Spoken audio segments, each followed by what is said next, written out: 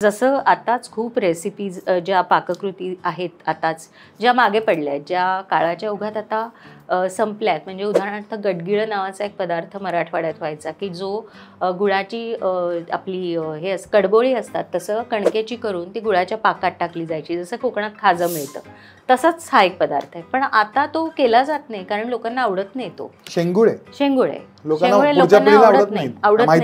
माहित नाही. वरणफळं खूप लोकांना नाही आवडत किंवा डाळ ढोकळी म्हणून खातात पण वरणफळं म्हणून खात नाही. आणि मी अनेक रेस्टॉरंट माहिती आहेत साऊथ बॉम्बे मध्ये की जे 400-500 रुपयाला डाळ ढोकळी देतात.